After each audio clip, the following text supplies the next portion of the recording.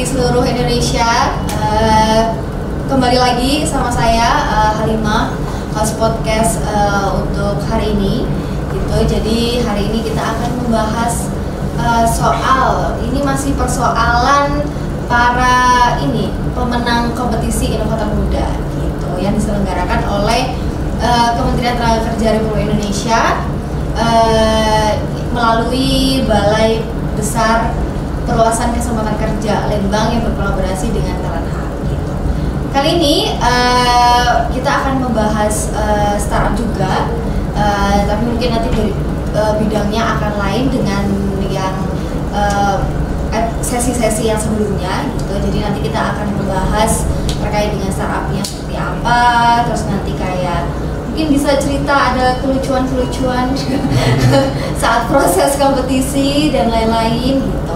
Nah, untuk kalian yang mungkin baru menonton sesi ini, mungkin nggak tahu nih kira-kira kompetisi inovator muda itu apa, terus Balai Perluasan Kesempatan Kerja Lembang itu apa. Nah, mungkin aku bisa menjelaskan sedikit untuk teman-teman semuanya. Jadi Kementerian Tenaga Kerja Republik Indonesia ini memiliki Balai Pelatihan Perluasan Kesempatan Kerja. Jadi kayak khusus untuk teman-teman yang mau bergerak di bidang berwirausaha ya gitu. Jadi kayak untuk pendampingan bisnis.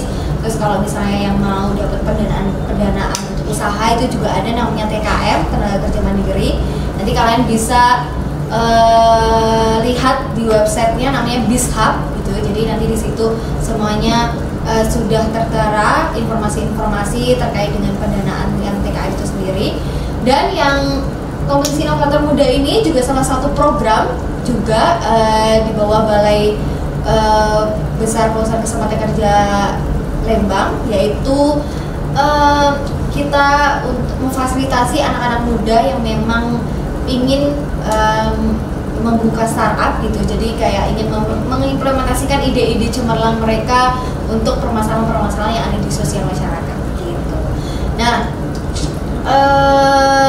jadi di kompetisi inovator muda ini memang dibentuk khusus untuk membantu TKM-TKM yang tadi, jadi tenaga kerja mandiri yang sudah mendapatkan pendanaan dari Kemenaker, yang mana para UMKM ini, yang sekian ribu UMKM ini memang ada problem untuk dari sisi teknologinya gitu. Jadi mungkin dari sisi pemasaran, dari sisi website dan segala macamnya gitu. Makanya kita membentuk Kompetisi Inovator Muda ini untuk menjaring anak-anak muda supaya bisa membantu para TKM-TKM ini untuk terus berkembang UMKM-nya dan bisa meleverage ke level yang nasional bahkan mungkin internasional gitu.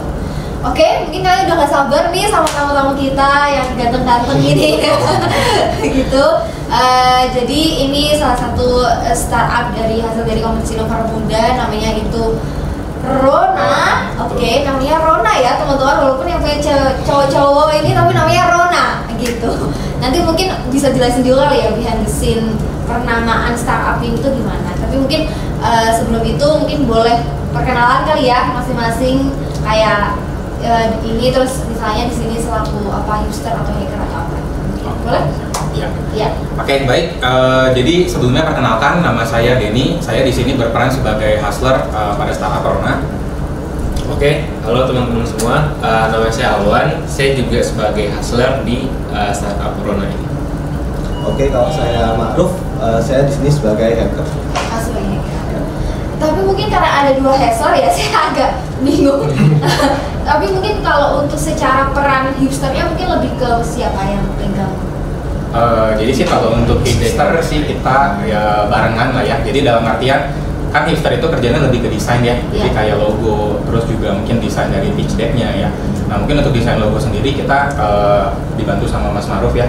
Nah sementara untuk pitch deck ya kita bareng-bareng lah, saya sama Mas Alwan, seperti itu sih. Oke, siap gitu. Gitu jadi mungkin boleh dijelaskan juga kali ya langsung ke kayak Rona ini tuh misalnya startup ini bergerak di bidang apa gitu. Atau boleh flashback lebih jauh? Oh, flashback jauh, Iya. jauh banget, jauh banget. Jauhnya seberapa dulu nih? Di awal pembentukan kelompok. Oke.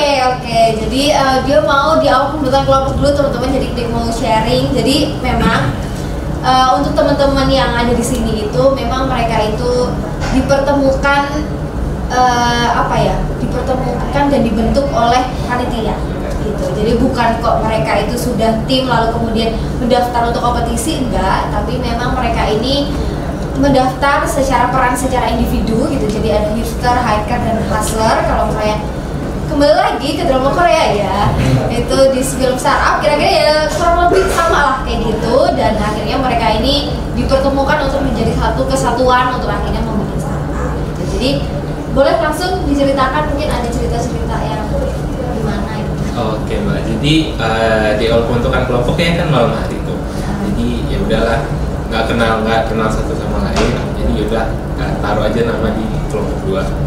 Nah, tiba-tiba beberapa menit kemudian udah full aja nih, ada misi, bis itu bikin kelompok. Nah di sana awalnya kita nggak kepikiran buat Rona sama sekali. Yang kita pikirkan itu adalah bidang apa sih yang kita punya basic dan kemampuan di bidang itu. Mulai dari bidang persampahan, ada percetakan, sablon dan lain-lain awalnya itu.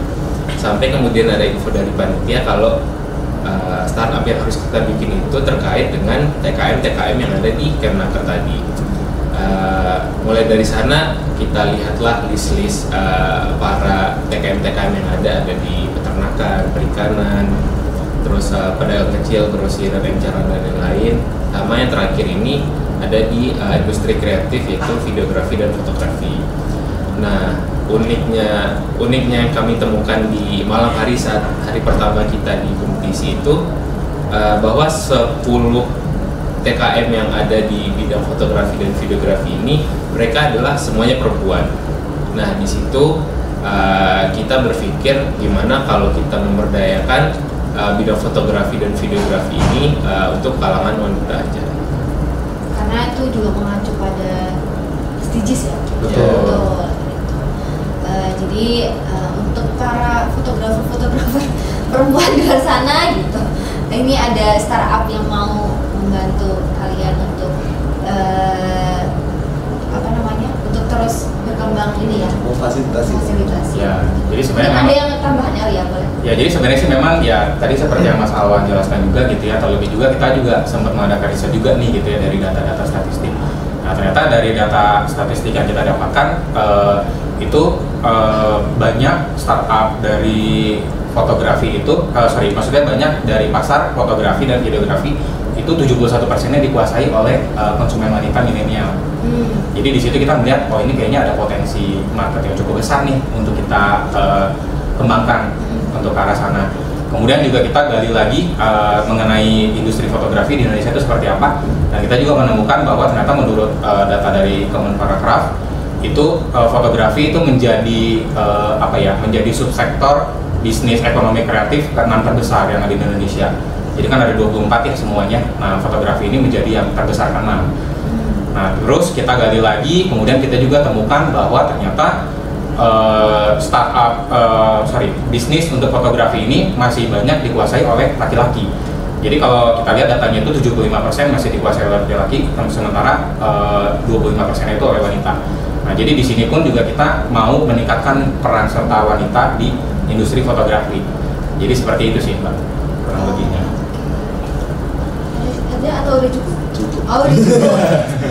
Jadi tadi udah dijelaskan ya untuk teman-teman yang penasaran nih kira-kira Rona ini tuh startup bisa bidang apa. Jadi memang berawal dari data TKM ya, banyak fotografer ya, dan akhirnya mau membantu mereka untuk terus berkembang gitu. Betul. Nah, kira-kira nih, kan ini kompetisi udah selesai gitu. Nah, ini gimana nih Rona untuk kedepannya tuh kira-kira maunya gimana nih? Kan ini kan Rona ini kan dibentuk setelah hasil kompetisi. Mungkin kalau mau jawab dikit ya, bahwa tentu itu kan dengan waktu kompetisi yang singkat itu kita belum bisa lihat marketnya itu fit nggak sih? Kita belum bisa bikin produk market fit. Jadi untuk plan pasca kompetisi itu kita fokusin di produk market fitnya sendiri gitu. Jadi apakah produk ini Rona ini beneran laku nggak sih buat konsumen di Indonesia gitu.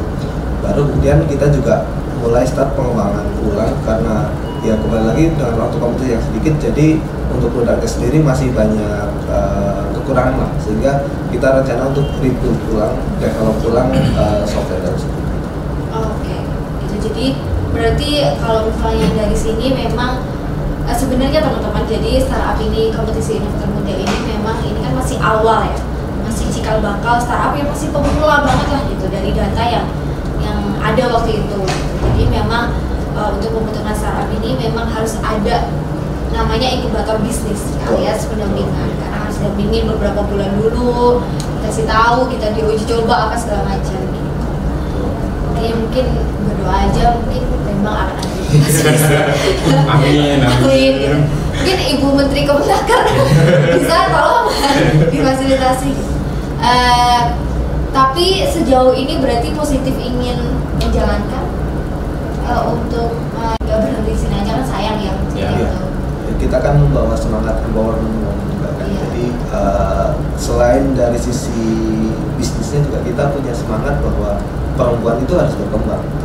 Nah, harapannya melalui roda ini kita bisa berkontribusi di situ, walaupun di sini kita cowok-cowok semua. Tapi tadi aku mau highlight gitu, kenapa di sini padahal cowok-cowok semua, tapi kok sangat memperhatikan sosok perempuan itu, kira apa? karena dari lingkungan saya pribadi sih.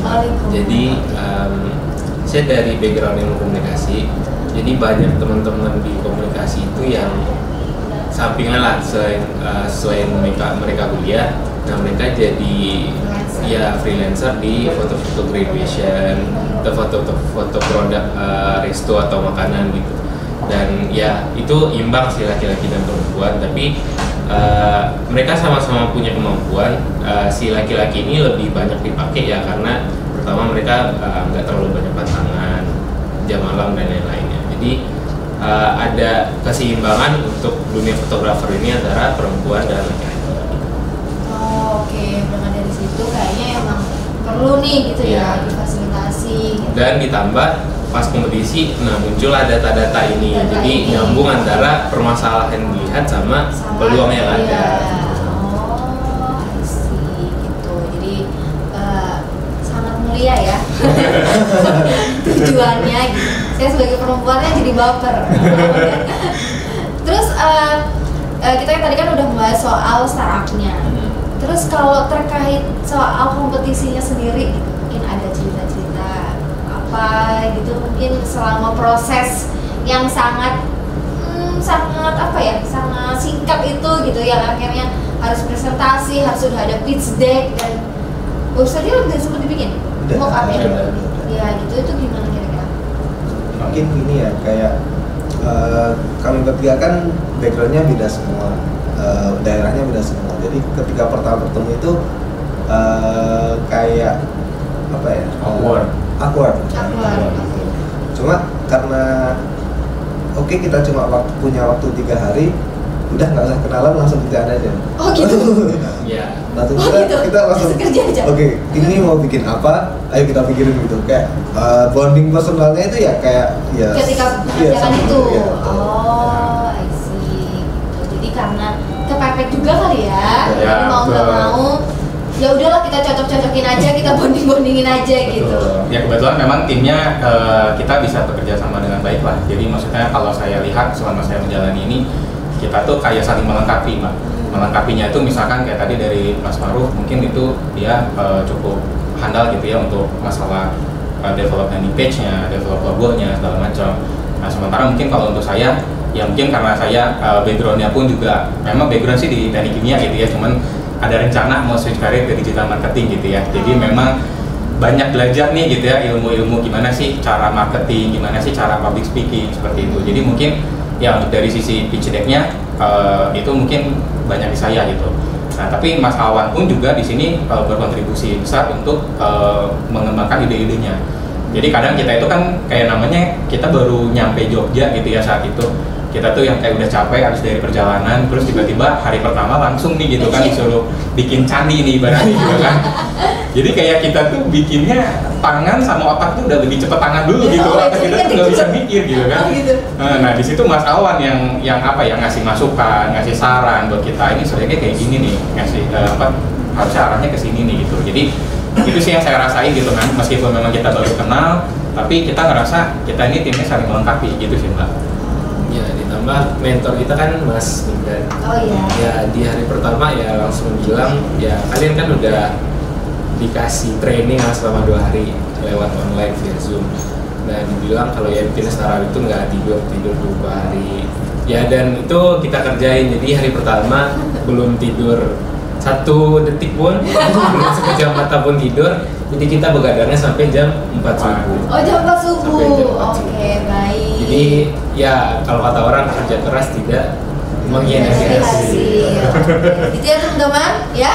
Jadi selama ini yang kalian masih suka tiduran aja, jangan berharap kalian kalau hasilnya maksimal.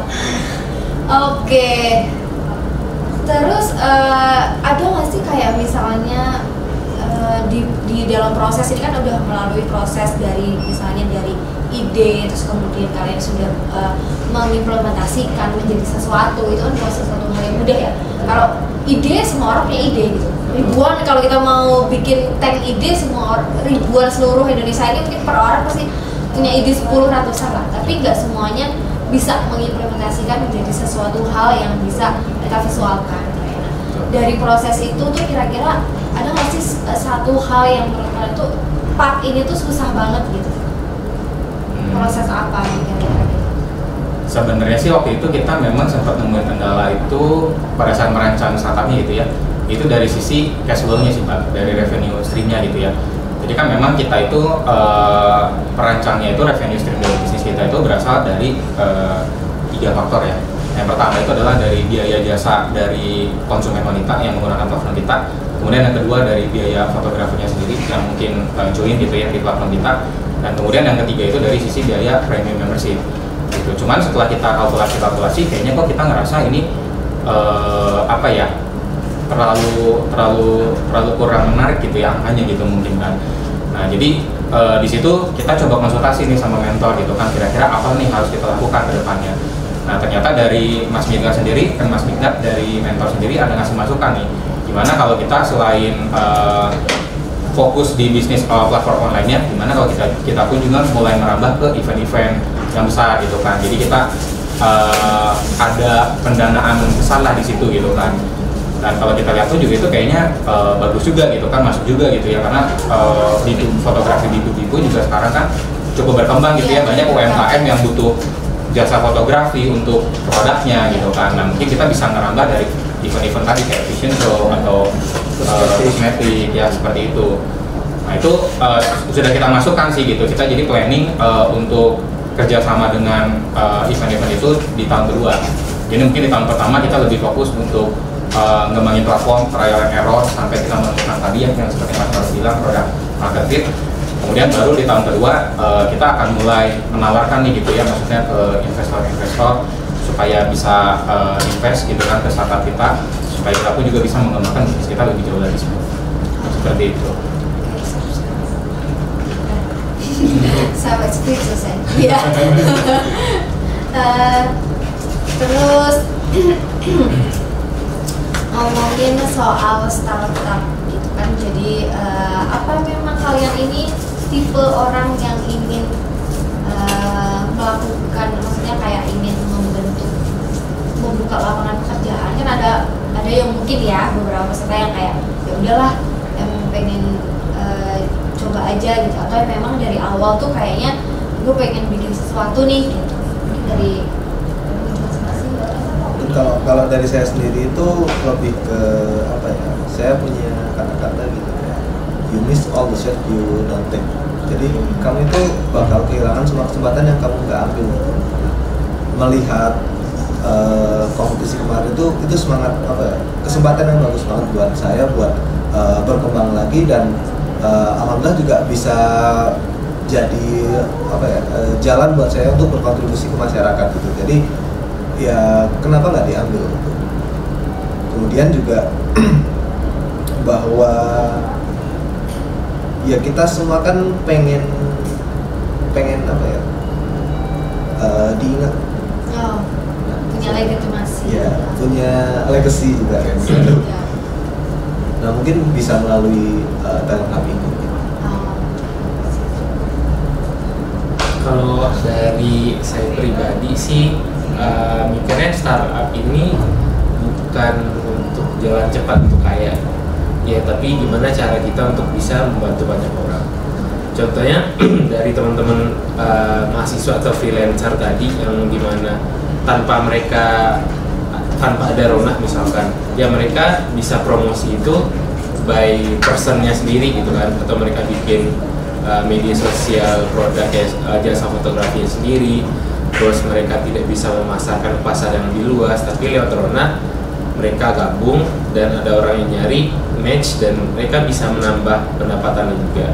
Selain itu ya bagi mahasiswa terutama ya bisa bayar UKT-nya lah dari hasil freelance-nya sendiri. Jadi memang dampak secara sosialnya juga Iya. ya. Oke, kalau dari saya sendiri sih jujur ini memang pertama kalinya jadi dapat exposure untuk kompetisi membuat startup gitu ya. Karena jujur memang mungkin saya udah bukan termasuk Gen Z lagi gitu ya. Jadi mungkin saya udah lulus kuliah tuh cukup lama. Memang dulu mungkin waktu pas lulus kuliah itu kan kayaknya mindsetnya idealis gitu ya, kayaknya kita harus begini, harus begitu gitu kan.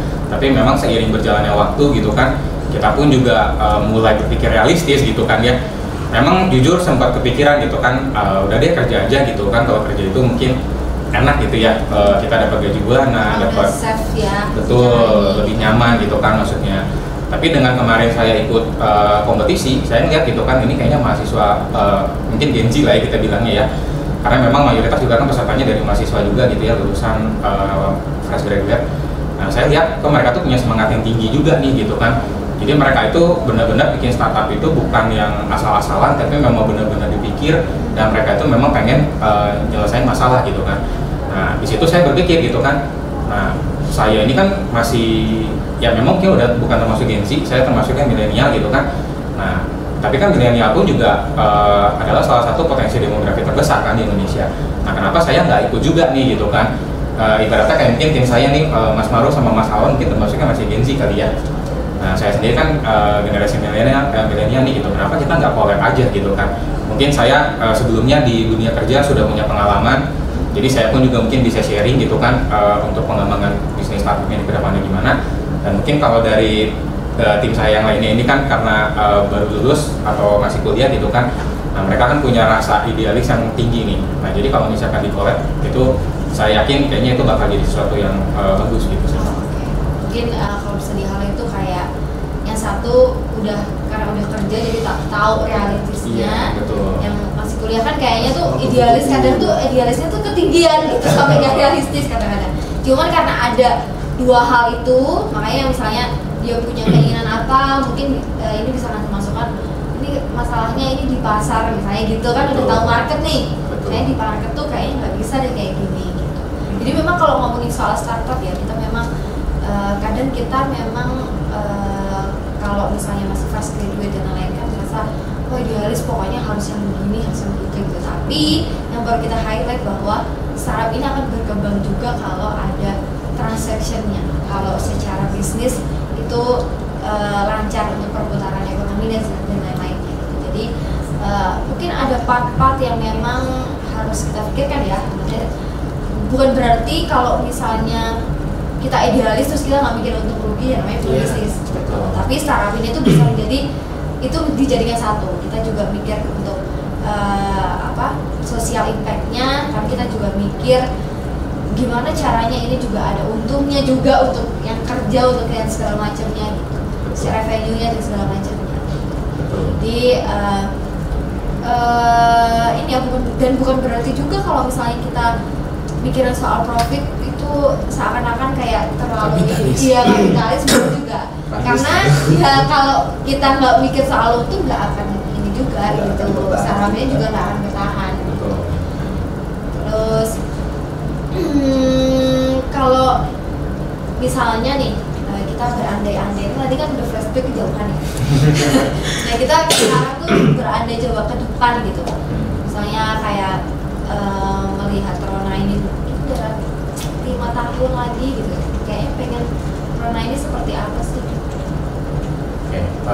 Jadi kalau kita sih memang punya cita-cita untuk merealisasikan startup ini gitu ya. Terutama karena memang seperti yang Mas Alwan bilang gitu ya, di lingkungannya Mas Alwan sendiri sebenarnya udah ada nih potensi fotografernya nih gitu kan, tinggal kita mewadahinya lah gitu kan. Nah jadi memang seperti tadi saya bilang, harapannya sih kita di tahun kedua itu bisa mendapatkan investor supaya kita bisa jauh lebih cepat lah berkembangnya, grow-nya gitu kan. Nah tapi memang untuk di tahun pertama ini ya kita akan mulai dulu aja dari yang kecil dulu gitu kan, sambil kita lihat testing terus, trial and error terus sampai kita menemukan product market fit, sampai target konsumen ataupun user fotografinya pun juga satisfied gitu kan. Nah baru kita mungkin akan terus ngembangin platform itu hingga menjadi platform e-commerce yang besar. Jadi memang kita model bisnisnya itu seperti ya e-commerce ya gitu kan. Jadi memang harapannya kita dalam 5 tahun ke depan ya kita bisa bisnisnya itu modelnya menjadi pionir e-commerce fotografi pertama di Indonesia gitu. Mungkin di luar kayaknya udah ya. Di luar sudah ada, cuman memang bedanya kalau di tetangga sebelah itu mereka tidak ada segmentasi dari sisi demografinya mbak. Nah sementara kan kalau kita kan punya value proposition dari bisnisnya itu adalah segmentasi dari target marketnya sendiri, yaitu Gen Z dan generasi milenial. Plus kita pun punya segmentasi dari target marketnya yaitu wanita tadi. Jadi fotografernya kita ambilnya wanita, untuk target konsumen sendiri pun juga wanita. Harus wanita?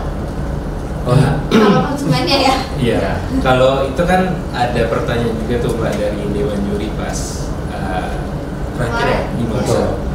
Nah jadi kenapa fotografernya dibatasi untuk wanita saja dan itu bisa memungkinkan untuk terjadinya bias? Memang kenapa sih fotografer pria tidak dilibatkan? Ya konsumennya boleh wanita aja tapi fotografernya dicampur lah gitu kan. Itu salah satu masukan gitu. Nah sampai sekarang, nah itu masih belum dapat titik temunya di kami pribadi. Jadi untuk saya ke depan itu kami masih butuh pendampingan, mentoring dan lain-lain karena ada banyak sekali pertanyaan-pertanyaan yang sifatnya mungkin bagi orang sepele tapi itu kalau kita ikuti itu malah merubah apa yang sudah kita konsepkan di awal. Jadi kita masih butuh terus belajar, ada banyak trial and error kata Mas Denny tadi. Ya mungkin itu dulu sih ke depannya sebelum ya kita bisa grow lebih besar lagi. Ya mungkin lebih gini sih mbak ya, mungkin memang platform kita itu kan kesannya di awal itu kayak eksklusif banget nih gitu ya untuk wanita gitu ya, tapi tetap di dalam core bisnis kita pun juga tetap mengedepankan nilai-nilai fleksibilitas mbak. Jadi dalam artian apa? Dalam artian seperti yang tadi Mas Maru bilang juga gitu ya, di tahun pertama ini kita terus trial and error, terus coba kembangkan sampai produk market fit. Nah dari situ kan kita juga bisa dapat feedback nih dari market gitu ya, kira-kira kalau kita menargetkan konsumen wanita aja itu apakah memang cukup potensial atau sebenarnya kita bisa nge-grab yang lebih besar lagi gitu kan. Nah itu kita akan tetap adaptasi sih nilai-nilai fleksibilitas di sisi situnya mbak. Jadi kita sesuaikan sama kebutuhan market juga kan. Ini kan hipotesis kita bahwa mau mempertemukan konsumen perempuan dan fotografer perempuan. Kalau di marketnya ternyata jawabannya beda ya kita bakal pivot ke sesuai market itu. Cuman kalau dari sisi fotografernya memang udah jelas harus perempuan gitu kan. Lalu dari sisi konsumennya ini yang mungkin bisa lebih fleksibel nantinya tergantung pasarnya seperti apa gitu. Betul. Oke, terima kasih. Kalau melihat kalau ini kan kemarin kita ngomongin soal TKM tenaga kerja mandiri yang merupakan ya cikal bakal dari UMKM itu sendiri.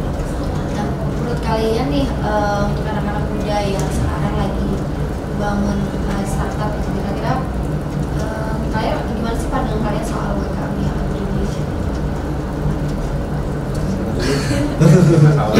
Kalau pandangan anak muda terhadap UMKM yang pasti pertama mereka butuh pendampingan karena mayoritas UMKM itu yang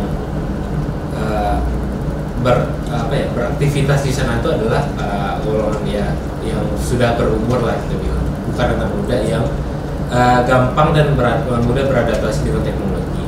Jadi maka dari itu dari program-program pemerintah yang lain kayak Fokus Merdeka dan yang lain itu kan juga ada salah satu segmentasinya untuk membantu UMKM yang ada.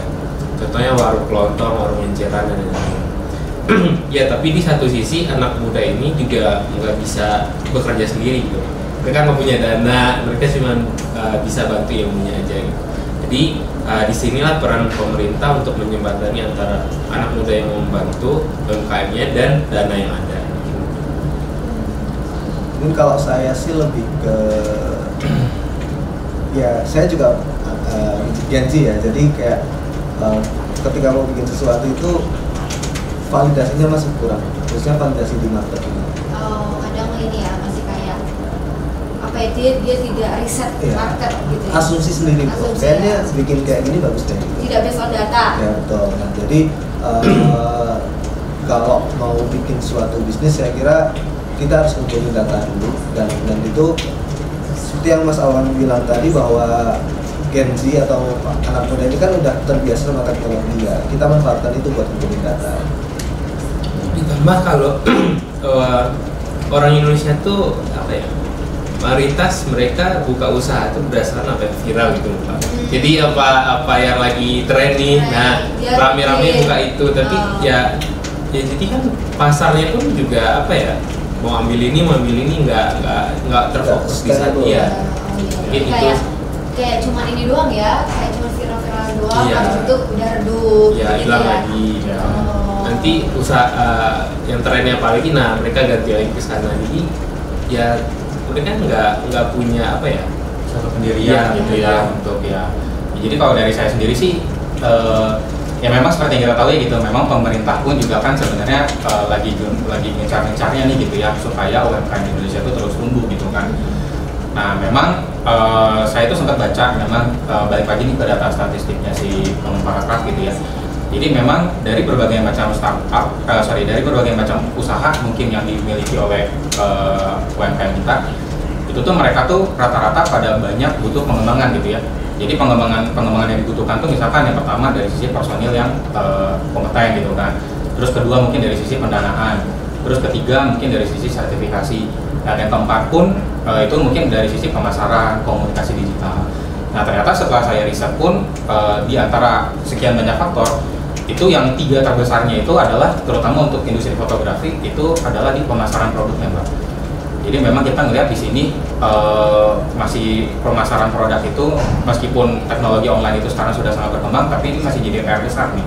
Nah mungkin salah satu faktornya tadi seperti yang dibilang ya, mungkin karena yang di UMKM ini dimiliki oleh mungkin kalangan-kalangan yang usianya sudah cukup senior gitu ya, jadi mungkin mereka agak susah nih untuk beradaptasi dengan teknologi. Nah makanya di sini kita Rona itu ingin memfasilitasi itu. Jadi kita ingin membuat sebuah platform e-commerce yang mana kita sama-sama tahu ya e-commerce itu mungkin cukup familiar lah gitu ya. Kita mau belanja apa kan sekarang gampang banget gitu ya, tinggal tap-tap aja dan payment gitu kan.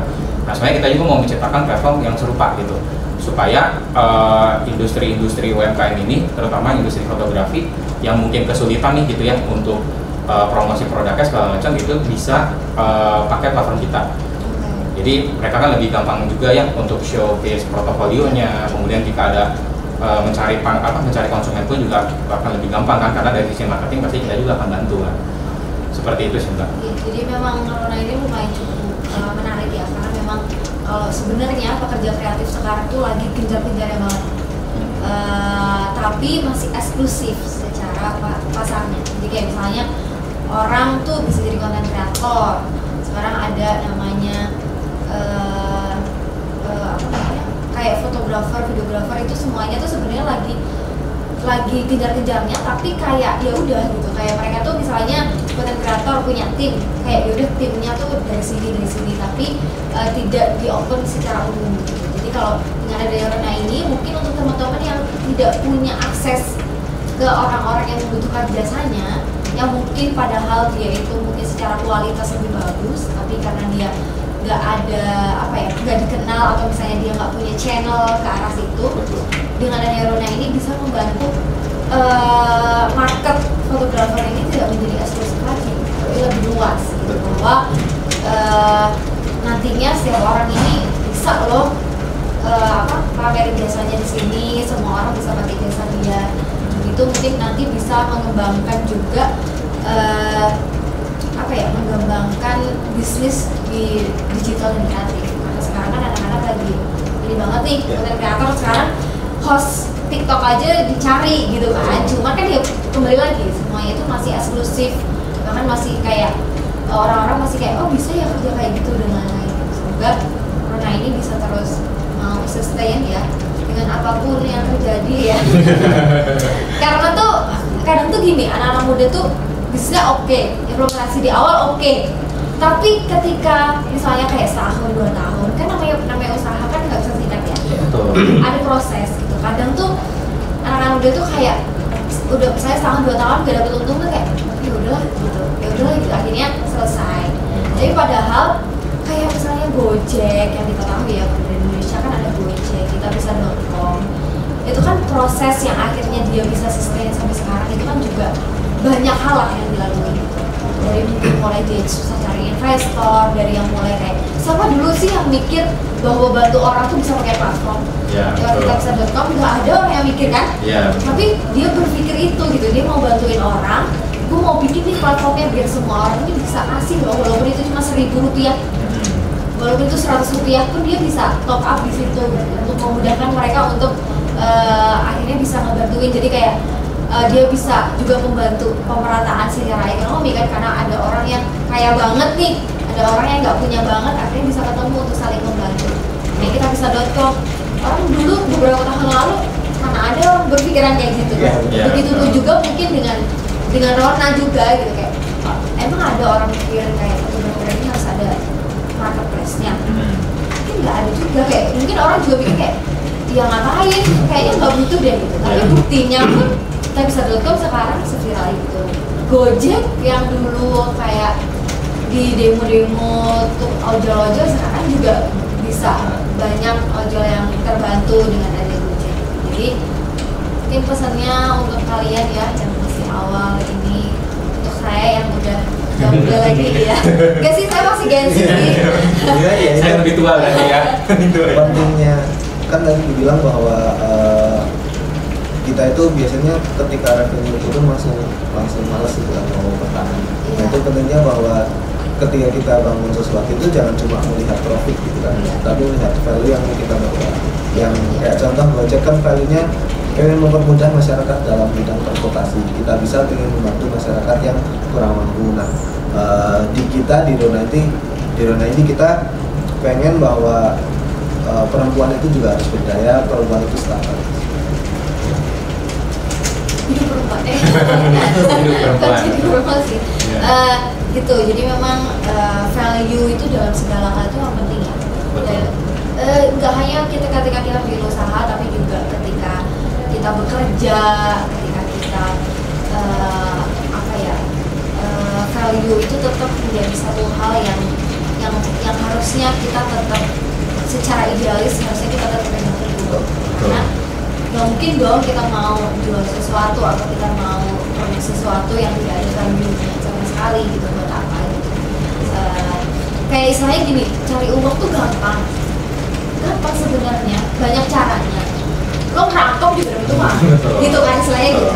Tapi lo mau carinya tuh yang model kemana gitu. Lo mau hidup lo yang ya udah kaya aja dengan menghalalkan segala cara, atau mau bantuin orang, mau ini segala macam, berimpact secara sosial gitu. Karena kalau kita yang generasi muda ini tidak memikirkan, kan sekarang itu kan kayak bilangnya kan intinya tuh nanti Indonesia itu kan jadi akan diberikan anak muda, karena generasi muda sekarang sampai bonus demografi itu akan sangat meningkat.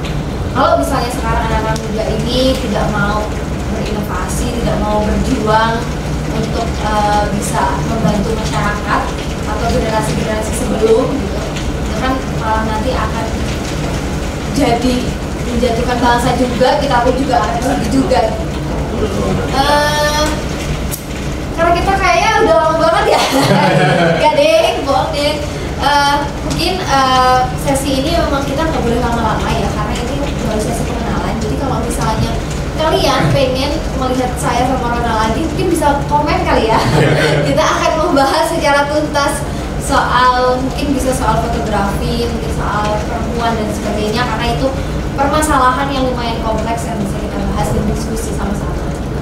Nah, sebelum ini sesi ini berakhir, mungkin ada kayak sepatah dua kata lah dari masing-masing harapan-harapannya kepada anak-anak muda di luar sana, atau mungkin apapun itulah, pokoknya tentang anak muda biar mereka juga bisa terinspirasi dan termotivasi untuk terus produktif.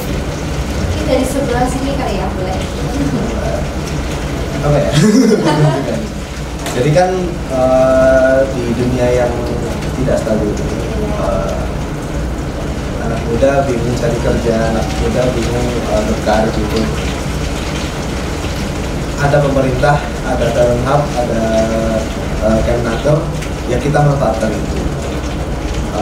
Jadi anak muda harus bisa berinovasi, jadi anak muda harus berani ambil resiko. Jadi anak muda harus berani. Jangan takut gagal. Itu bukan anak muda kok. Tenang, kalian hidupnya masih lama kok, insya Allah. Kalau dari saya sendiri singkat sih Mbak, jadi kayak sebaik-baik manusia adalah manusia yang bermanfaat untuk orang lain. Ditambah sekarang ya banyak sekali kesempatan untuk anak muda yang ingin berkarir di bidang social impact dan lain-lain, termasuk salah satunya dengan bikin startup yang berdampak baik juga untuk masyarakat dan lingkungan sekitar. Oke, jadi memang ada udah lumayan banyak sih, kayak namanya tuh mungkin istilah itu social entrepreneurship. Iya. Jadi memang sekarang alhamdulillah ya anak-anak muda sekarang tuh lebih banyak berpikir tentang sekitar. Jadi kayak kalau dulu mungkin kita kenalnya kayak kita bisa berkomunal, tapi sekarang tuh udah mulai banyak yang tidak hanya memperhatikan masyarakat manusia doang ya, tapi ke lingkungan juga, karena juga tahu isu-isu lingkungan sekarang ini juga mulai ini di Jakarta juga sempet apa tuh yang kayak polusi yang parah dan sebagainya gitu. Jadi kita anak muda ini juga jangan sampai lupa dengan lingkungan. Nah, jadi berpikirnya tuh jangan cuma inovasi doang, apa secara teknologi dan segala macam, tapi juga impact terhadap manusianya, tapi juga kepada seluruh makhluk hidup gitu. Jadi jangan sampai apa yang kita buat ini merugikan makhluk hidup yang lain. Karena kan kita hidup berdampingan ya teman-teman. Ada hewan, ada tumbuhan, ada udara, ada langit. Oke, sebenarnya sih kalau dari saya sih ngelihatnya anak muda zaman sekarang itu bisa dibilang generasi yang sangat beruntung ya. Kenapa sangat beruntungnya? Karena saya melihat ya platform-platform pelatihan untuk pengembangan keterampilan itu sekarang sangat terbuka lebar ya. Beda banget gitu sama zaman saya pada saat kuliah gitu ya. Kayaknya dulu aja HP Android aja belum secanggih sekarang gitu kan. iPhone pun juga belum secanggih sekarang gitu kan. Jadi mungkin memang media sosial itu zaman dulu sudah ada, tapi belum berkembang sekarang gitu kan. Dan kita di sini bisa lihat gitu ya bahwa semua pemerintah atau lembaga-lembaga pelatihan itu semuanya udah mulai menyasar generasi-generasi muda melalui platform online. Nah, jadi generasi-generasi muda itu, anak-anak muda itu harus memanfaatkan lah kesempatan itu sebesar-besarnya gitu. Karena jujur gitu kan, saya pun kalau boleh memutar waktu, saya pun pasti akan memanfaatkan kesempatan itu gitu. Cuma memang pada saat itu, ya di usia saya saat itu ya belum ada pelatihan-pelatihan yang sebagus sekarang gitu kan. Jadi generasi sekarang jangan takut masalah biaya atau terkendala hal-hal lainnya gitu ya, karena banyak juga kok pelatihan-pelatihan yang gratis yang berkualitas. Jadi contohnya seperti yang diadakan oleh Balai, oleh Talent Hub seperti ini. Ini pun juga adalah pelatihan gratis yang menurut saya sangat berkualitas gitu. Kita di sini belajar gimana sih cara bikin startup, gimana cara kita pitching, gimana cara kita bekerja sama dalam tim gitu. Jadi pesan buat anak muda, jangan takut, manfaatkan setiap peluang yang ada. Terus ingat kalian itu adalah generasi pemimpin di masa depan. Jadi kalau kalian itu mau bikin bisnis atau mau bikin startup, pastikan kalau bisnis kalian itu punya social impact yang sangat besar buat kemajuan bangsa kita. Kan ini mas semuanya. Oke, mungkin dari beberapa tadi mungkin bisa aku ini ya closing lebih ke ingetin lagi bahwa teman-teman anak-anak muda di luar sana gitu, jangan pernah berpikir bahwa nggak ada akses, nggak ada nggak ada yang aku nggak bisa nih, nggak bisa produktif karena emang nggak ada aksesnya dan segala macam. Enggak, semua itu ada. Pemerintah sekarang tuh udah aware terhadap talenta muda ya. Isu talenta muda tuh sekarang nggak hanya di Kemenaker, di seluruh kementerian sekarang juga lagi mengangkat isu itu gitu. Dari balai BPPKK Lembang itu juga sekarang juga lagi fokus menggait anak-anak muda untuk bikin startup, bikin usaha dan segala macam gitu. Jadi untuk teman-teman di luar sana jangan berkecil hati, jangan malas untuk terus cari-cari informasi, kegiatan-kegiatan yang produktif, ada banyak pelatihan-pelatihan, banyak kayak magang dan sebagainya untuk kalian bekal di kedepannya. Terus satu hal juga mau ngingetin sih untuk ke seluruh manusia yang ada di bumi ini gitu. Karena keadaan bumi lagi gak baik-baik saja ya. Jadi kita juga harus bisa bikin inovasi yang memang itu baik untuk semua makhluk hidup gitu. Jadi karena kenapa? Jadi sebenarnya ya ketika kita mikirin tentang sustainability, ketika kita mikirin soal ramah lingkungan dan sebagainya, itu bukan berarti kok kita ingin mempertahankan planet ini, bukan. Tapi ini sebenarnya adalah cara kita untuk mempertahankan kelangsungan hidup kita. Karena planet ini hancur ya nggak masalah, gitu, is okay. Tapi kan yang hidup di sini kan yang akan bermasalah. Kayak misalnya kemarin polusi dan segala macam itu kan terdampaknya lagi kan kepada manusia. Jadi kita juga harus berpikir ke arah situ. Jadi jangan cuma bagus secara teknologi tapi sangat tidak ramah lingkungan, karena itu percuma gitu. Karena kita masih butuh bumi ini untuk terus berkarya. Oke, mungkin itu dari saya dan teman-teman dari Rona. Kalau misalnya kalian mau kangen sama tiga mas-mas ini, mungkin boleh komen ya untuk kita bisa bikin podcast selanjutnya dengan topik-topik yang kalian bisa request kali ya, mau ngebahas soal apa. Jangan lupa di subscribe di like channel YouTube-nya, di like dan share. Ya, betul. Karena ini informasinya penting gitu. Jadi kalau nanti kalian tidak share, nanti nggak akan teman-teman nanti di luar sana nggak tahu nih kalau ada kompetisi inovator muda yang diadakan oleh Balai Besar Perluasan Kesempatan Kerja Lembang gitu. Jadi kalian harus subscribe, harus mengikuti terus kegiatan channel konten-konten dari kita. Nanti kalau misalnya kalian ke-trigger untuk ikut kompetisi inovator muda ini, untuk menyusul kakak-kakak yang hebat-hebat ini gitu, yang jadi juara ini, kalian nanti bisa ikut di tahun depan. Mungkin itu dari saya Halimah di sini host, dan ini ada teman-teman pamit undur diri dulu, sampai ketemu di sesi berikutnya. Terima kasih. Dadah. Dadah.